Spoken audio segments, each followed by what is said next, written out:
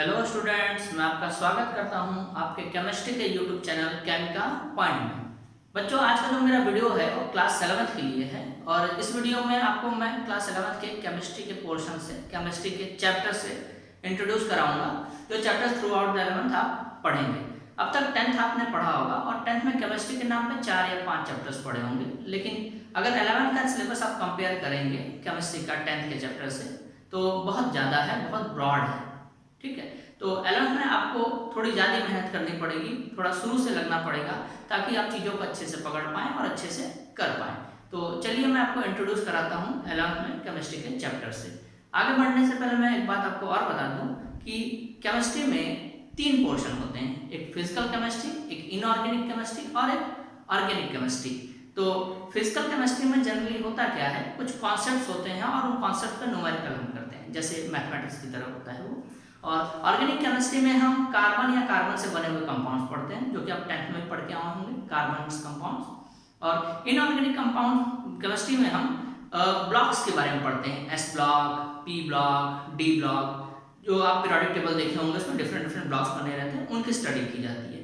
तो ये सारे 3 पोर्शन हैं, लेकिन जब आप एनसीईआरटी की बुक उठाएंगे तो वहाँ स्पेसिफिकली ऐसा कुछ नहीं दिया है कि ऑर्गेनिक का चैप्टर है, ये इनऑर्गेनिक का चैप्टर है। सारे चैप्टर्स को मर्ज करके उन्होंने बुक बनाई है, एनसीईआरटी फर्स्ट बुक और एनसीईआरटी सेकंड बुक। तो मैं पहले एनसीईआरटी के हिसाब से आपके सिलेबस को, आपके चैप्टर्स को बोर्ड पे लिखूंगा और उसके बाद मैं उनमें से वो चैप्टर बताऊंगा जो फिजिकल के हैं, जो ऑर्गेनिक के हैं और जो इनऑर्गेनिक के हैं। तो चलिए स्टार्ट करते हैं और देखते हैं फर्स्ट बुक में कौन कौन से आपके चैप्टर्स हैं जो आपको पढ़ने हैं और सेकंड बुक में कौन कौन से चैप्टर्स हैं जो आपको पढ़ने हैं।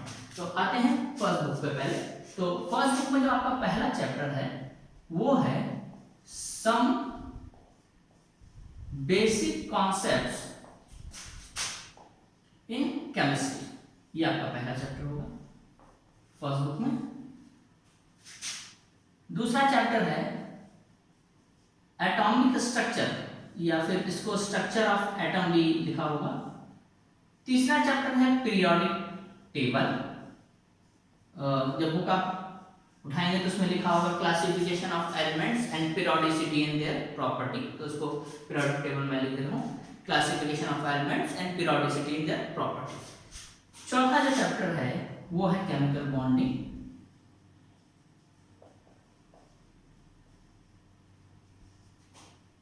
पांचवा चैप्टर है स्टेट्स ऑफ मैटर। तो किसी भी मैटर के 3 स्टेट होते हैं, सॉलिड, लिक्विड, गैस। तो यहाँ पे केवल हमें गैसेस स्टेट के बारे में पढ़ना है और लिक्विड स्टेट के बारे में पढ़ना है। ये 2 स्टेट हमें पढ़ने हैं, गैस स्टेट और लिक्विड स्टेट। सॉलिड स्टेट नहीं है, सॉलिड स्टेट 12th के सिलेबस में है। तो छठवां चलते हैं, वो है थर्मोडायनेमिक्स जो हमें पढ़ना है। और सातवां है इक्विलिब्रियम। इक्विलिब्रियम जो चैप्टर है वो 2 चैप्टर के मर्ज से बना है। एक चैप्टर है इक्विलिब्रियम फर्स्ट, शॉर्ट फॉर्म में मैं लिख दे रहा हूँ EQU, इक्विलिब्रियम फर्स्ट, और एक को इक्विलिब्रियम सेकंड कहते हैं। इक्विलिब्रियम फर्स्ट को अगर साइड में उठा के देखेंगे तो लिखा होगा केमिकल इक्विलिब्रियम और सेकंड को लिखेगा आयनिक इक्विलिब्रियम। तो ये आपके फर्स्ट बुक के चैप्टर्स हैं जो आपको थ्रू आउट द ईयर पढ़ने हैं। अब आते हैं, हम देखते हैं सेकंड बुक, और सेकंड बुक में कौन कौन से चैप्टर्स हैं, क्या पोर्शंस है जो हमें पढ़ना है। सेकंड बुक का पहला चैप्टर है रेडॉक्स रिएक्शन। रेडॉक्स रिएक्शन आपने 10th में ही पढ़ा होगा, लेकिन वहां पे सिंपल रेडॉक्स रिएक्शन रहे होंगे, यहाँ पे रेडॉक्स रिएक्शन की बैलेंसिंग है। दूसरा है हाइड्रोजन, हम हाइड्रोजन के बारे में जानेंगे। इसके बाद है एस ब्लॉक, हम एस ब्लॉक को जानेंगे। फिर पी ब्लॉक जानेंगे। फिर है some basic concepts in organic chemistry. Organic chemistry के हम बेसिक कॉन्सेप्ट को जानेंगे। इसको GOC भी कहते हैं, general organic chemistry, GOC, general organic chemistry. इसके बाद हम जानेंगे हाइड्रोकार्बन, जो हमारा चैप्टर रहेगा वो होगा हाइड्रोकार्बन। और उसके बाद लास्ट चैप्टर है वो है, सॉरी मार्किंग गलत हो गई, समझिए, वो है इन्वायरमेंटल केमिस्ट्री।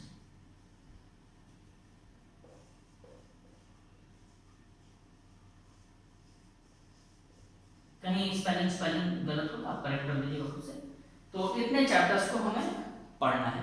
ये फर्स्ट बुक के चैप्टर है, सेकंड बुक के चैप्टर है। अब आइए सर मैं आपको बताता हूँ कौन सा फिजिकल का चैप्टर है, कौन सा ऑर्गेनिक का, कौन सा इनऑर्गेनिक का। तो जो स्टेट्स ऑफ मैटर आप देख रहे हैं ये फिजिकल का पोर्शन है, फिजिकल केमिस्ट्री का। थर्मोडायनामिक्स फिजिकल केमिस्ट्री का पोर्शन है। इक्विलिब्रियम फिजिकल केमिस्ट्री का पोर्शन है। एटॉमिक स्ट्रक्चर फिजिकल केमिस्ट्री का पोर्शन है। रिडॉक्स रिएक्शन भी फिजिकल केमिस्ट्री का पोर्शन है। ठीक, अब थर्मोडायनामिक्स आप केमिस्ट्री में पढ़ रहे हैं, जब आप फिजिक्स पढ़ेंगे तो वहां भी थर्मोडायनामिक्स है।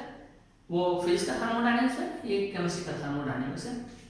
बेसिक्स एक ही है दोनों में, जो बेसिक यहाँ है वो बेसिक वहाँ है, लेकिन वहाँ आप इंजन्स के बारे में पढ़ेंगे, कार्नोट इंजन, रेफ्रिजरेटर। यहाँ पे हम इंजन्स के बारे में नहीं पढ़ेंगे। अब आते हैं ऑर्गेनिक के कौन से पोर्शन है। तो ये जो लास्ट के 3 चैप्टर आप देख रहे हैं, जनरल ऑर्गेनिक केमिस्ट्री और हाइड्रोकार्बन्स और एनवायरमेंटल केमिस्ट्री, ये आपके ऑर्गेनिक के पोर्शन है, ऑर्गेनिक केमिस्ट्री के, जिसमें से कि ये दोनों chapter GOC, general organic chemistry और हाइड्रोकार्बन बहुत इंपॉर्टेंट है। इसलिए इंपॉर्टेंट है कि 11th में तो आपके ऑर्गेनिक के नाम पे केवल 2 ही चैप्टर हैं, लेकिन जब आप 12th में जाएंगे तो 12th की जो सेकंड बुक है वो पूरी ऑर्गेनिक है, और ऑर्गेनिक की जो सेकंड बुक है उसके सारे बेसिक्स यहीं पे हैं। तो जब आप वहाँ पे पढ़ेंगे तो आपको चीज़ें तभी अच्छे से समझ में आएगी जब आप सब basic concept organic chemistry, GOC और हाइड्रोकार्बन से अच्छे से पढ़ के जाएंगे। अगर ये चीज़ें आपको अच्छे से नहीं आती होंगी तो 12th की ऑर्गेनिक पढ़ने में आपको बहुत डिफिकल्टी होगी। अब बात करते हैं इनऑर्गेनिक के चैप्टर्स की। तो ये इनऑर्गेनिक का चैप्टर है, ये इनऑर्गेनिक का है और ये इनऑर्गेनिक का चैप्टर है। ठीक, अब बात करते हैं पीरियोडिक टेबल, केमिकल बॉन्डिंग की। तो कहीं कहीं इन दोनों को फिजिकल में रख देता है और कहीं कहीं इनऑर्गेनिक में रख देता है, तो आपको जैसी इच्छा करें और समझ लीजिए। और सम बेसिक कॉन्सेप्ट हो, एक कॉन्सेप्ट है बेसिकली। तो ये चैप्टर्स आपको पढ़ने हैं 11th में। और एक और रिक्वेस्ट आपसे मैं करूँगा, आप पीरियोडिक टेबल देखते होंगे, तो आप पीरियोडिक टेबल को क्या करें, अपने सामने रखें और डेली कोशिश करें पीरियोडिक टेबल को लर्न करने की। अब पीरियोडिक टेबल कैसे लर्न करना है और क्या चीज़ें करनी है मैं आपको अगले वीडियो में बताऊँगा।